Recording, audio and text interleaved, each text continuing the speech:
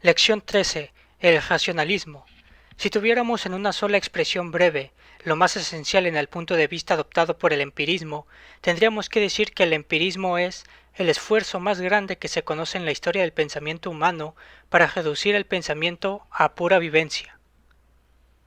Lo que hace el empirismo inglés es desconectar entre sí el pensamiento, objeto y sujeto, a tomar el pensamiento y despojarlo de los otros dos, a la relación es que el sujeto da al pensamiento un sentido, enuncia acerca del objeto, una tesis. El carácter enunciativo, el carácter de mención, plena de sentido, que tiene el pensamiento desaparece y queda el pensamiento como vivencia. El pensamiento es, pues, puro hecho, un puro hecho de la conciencia. La consecuencia del empirismo inglés son dos cosas: la eliminación del objeto como cosa en Berkeley y la eliminación del sujeto mismo como cosa en Hume.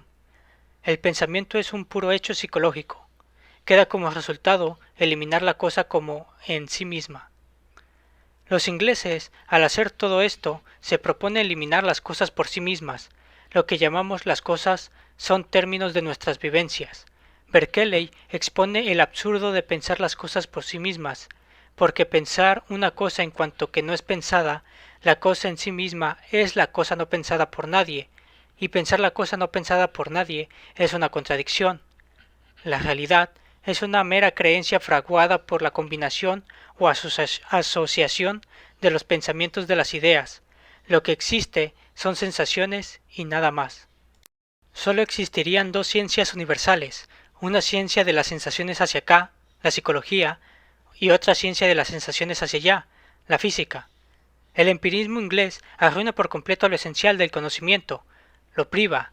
Pero aquí los ingleses han errado, porque en efecto todo pensamiento es una vivencia, pero además una vivencia que dice que pone, afirma o niega algo del objeto, con sentido, es decir, que aquello de quien lo dice tiene un ser, que ese ser es y que constituye el término natural de algo. Los ingleses consideran que el pensamiento tiene dos caras, una que es de las vivencias puras y otra que es enunciativa de algo. La una en que el pensamiento es modificado puramente psicológica, en la conciencia; la otra que el pensamiento afirma o niega algo de algo. Se prescinde de la parte enunciativa. Los ingleses solo ven la pura vivencia, lo cual es erróneo.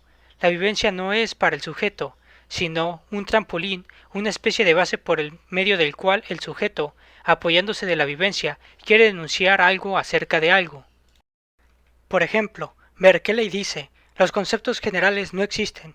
El triángulo no existe, es un mero nombre, un flatus vocis.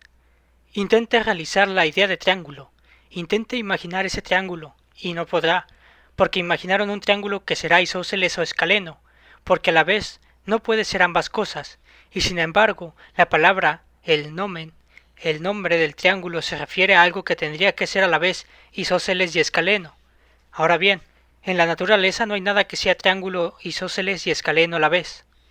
Berkeley aquí ha errado, porque la imagen que nos invita a pensar no es el pensamiento, sino que es la vivencia, y que por encima de esa vivencia lo que realmente llamamos el pensamiento es aquello que la vivencia enuncia. La imagen o la vivencia con el cual pensamos o enunciamos no puede confundirse en modo alguno con la enunciación misma. La imagen o vivencia es una cosa y lo mentado es otra. Lo mencionado es otra muy distinta. El pensamiento es lo aludido, lo mentado por la imagen y la vivencia, lo que la imagen y la vivencia necesariamente sirven para querer decir. Kant demostrará un nuevo ser, que no es un ser en sí, ni tampoco el puro término de la percepción, pero antes de eso hay que hablar primero de Leibniz. Leibniz descubrió el error del empirismo inglés, el cual era reducir lo racional o fáctico, la razón a puro hecho, ya que si la razón se convierte en puro hecho, deja de ser razón; si lo racional se convierte en fáctico, deja de ser racional, porque lo fáctico es lo que es sin razón de ser, mientras que lo racional es lo que es razonablemente. Leibniz escribió un ensayo llamado Nuevos ensayos sobre el entendimiento humano. Después de la muerte de Locke, en las primeras líneas de este libro, comienza ya desde luego planteando el problema en su punto céntrico, distinguiendo verdades de razón y verdades de hecho. El entendimiento humano se compone de unas verdades que llamamos de razón y de hecho. Las verdades de razón son aquellas que enuncian que algo es de tal modo que no puede ser más que de ese modo. En suma, son aquellas que enuncian un ser o un consistir necesario. Las de hecho son aquellas que enuncian que algo es de cierta manera pero podría ser de otra. En suma, son aquellas verdades que enuncian un ser o un consistir contingente. El ser necesario es aquel que es lo que es, sin que sea posible concebir siquiera que sea de otro modo. Por ejemplo, el triángulo tiene 3 ángulos. En cambio, si decimos que el calor dilata los cuerpos, es así, el calor dilata los cuerpos, pero podría ocurrir que el calor no dilatase los cuerpos. Las verdades de lógica pura son de razón, las de experiencia física son de hecho. Esta división corresponde a las divisiones de juicios apodícticos y juicios asertóricos. Los juicios apodícticos son aquellos juicios en donde el predicado no puede por menos de ser predicado del sujeto, o dicho de otro modo, en donde el predicado pertenece necesariamente al sujeto, como cuando decimos que el cuadrado tiene 4 lados. Todas las proposiciones son matemáticas son de este tipo. Y los juicios asertóricos son aquellos en donde el predicado pertenece al sujeto, pero al pertenecer al sujeto no es de derecho sino de hecho.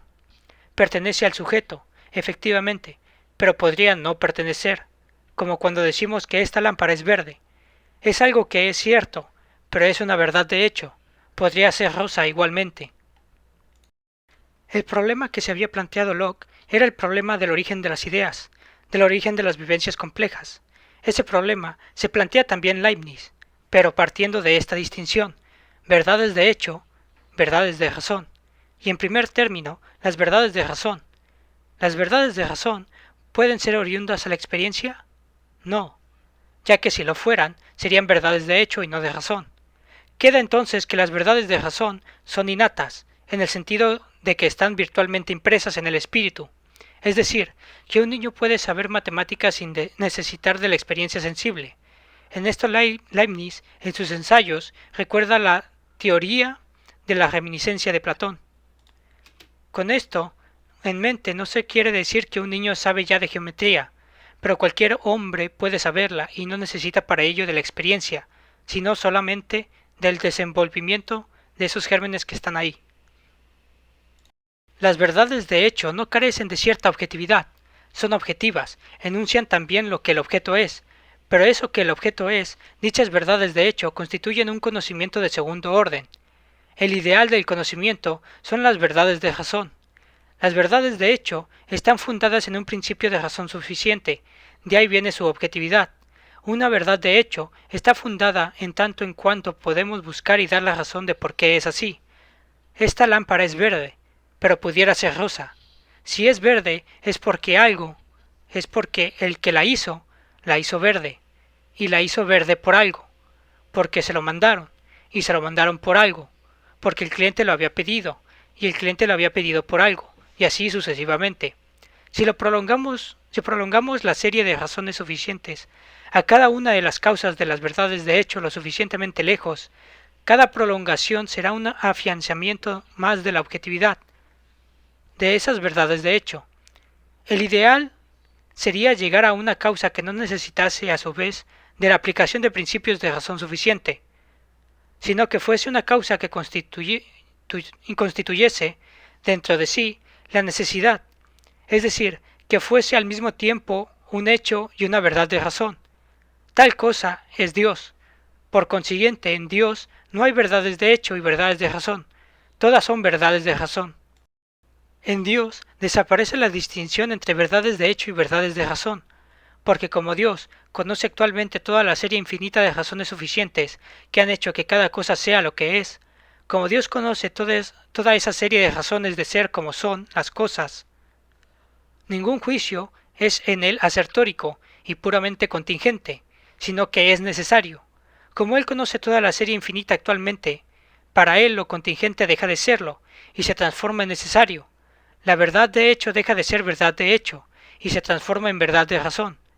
Entonces surge ante nosotros el conocimiento real, puro, un posible a ese conocimiento divino, que consiste en acumular tal cantidad de series de conocimiento en los principios de razón suficiente de cada cosa, que la cosa esté apoyada cada vez más en razones suficientes y vaya deviniendo cada vez más en verdad necesaria, en verdad de razón, en vez de ser una verdad de hecho.